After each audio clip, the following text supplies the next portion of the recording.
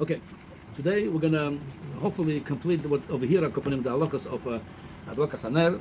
So it's in the Reish Samar Gimel in Halacha Zayin. It says like this: the Mechaber says like this: Oreach she'en lo cheder miyuchad, a guest that doesn't have his own room. Began en madlikim olav beveisoy. Also, but that nobody lights for him where he came from in his house. So he's a guest. What he should do with lighting the candles? So the says the Mechaber tzorich liishtatev b'peritei. So he have to chip in with the balabos, to give few dollars, few whatever, to be a partner with the expense of the candles, of the oil. And this way, he participating in adlokas ner Shabbos. We have a similar halacha in Hilchas Chanukah. So if again nobody's lighting for you at home, and you are here, you don't have your own room to light over there. So what you should do? You should be mishtatef, be a partner with the hadlaka, give a few dollars, whatever you could give them, and you'll be a partner with the hadlaka. So interesting, the Mogen Avram, the similar halacha in Hilchas Chanukah, Tov Reish Ayin Zayin, the beginning, it says over there, Achsanoi she'en madlikim olav beveisoy. Similar, well, we said there's a lot of similarities between Ner Chanukah and Ner Shabbos. If a guest, nobody lights for him at home where he came from, so where he's a guest, Tzorich lo says pruto lebalabais, lishtatef imoy. B'shemen shel Ner Chanukah. Again, over there talking over here Ner Shabbos.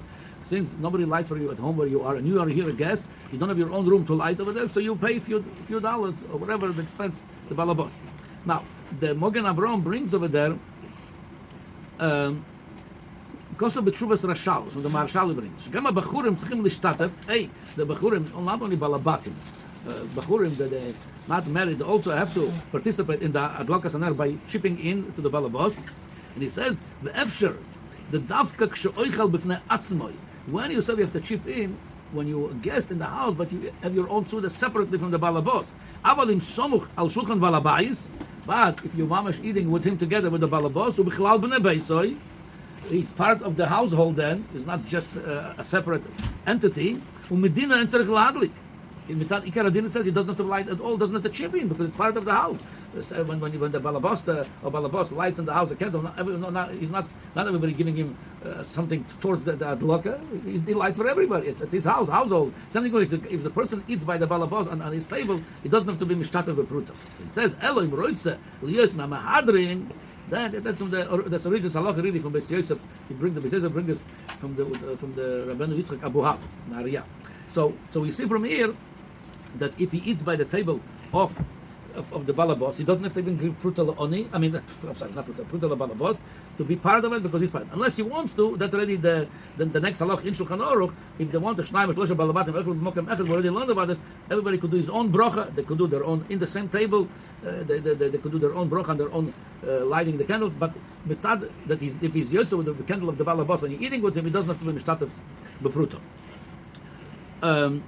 And that brings us to the next halacha. One of the halachas Gabe lighting candle the Bach brings, if a woman forgot, it's a known minhag by the women, just come from the Bach. The Bach says if a woman forgot to light one Shabbos, for whatever she couldn't make it, she was a mistake, she didn't light the candles as a knas, they penalized her. From there on, she's going to add always, forever, extra candle. If she was lighting 2 candles, she's going to start lighting now 3 candles. So with the lighting more, she's going to add extra candle if she forgot. And sending, she got another. So if a woman happens to be forgetful, she's going to start lighting a lot of candles. Now, so over there, it's brought clearly from the Mogen Avram, the b'mokem oines lo kensua. If she was not just negligent that she forgot, it was an oines, for example, if Chas v'Shalom she was in the jail or she was in a hospital, she couldn't light over there, then in such a case, that's over there, there's no penalty. So the same thing over here, how much more over here if she was by somebody else? And it was, even though the minhag everybody lights by himself. Since over here she could be yotze with the candles of the balabos over there, the balabos where she's eating with them, that definitely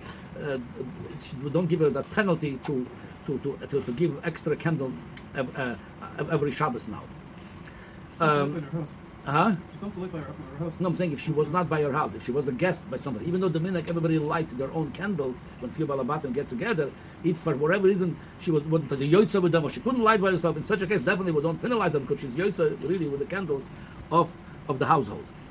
The Mogen Avram also bring that there's a minhag by the women, which is again that's also popular by most women, that they during Hadlaka Saner, the Daven for children, there should be Me'irim B'Torah. The candle is oil, so the oil Torah, the Daven, it's an auspicious time to Daven for the children to be Me'irim b'Torah.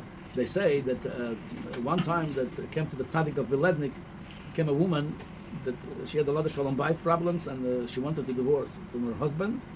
And the tzaddik of Vilednik tried to talk her out of it, and tried to make shalom bayis, don't divorce. We're going back and forth. He tried to convince her. She was trying to say she wants to divorce, end this marriage.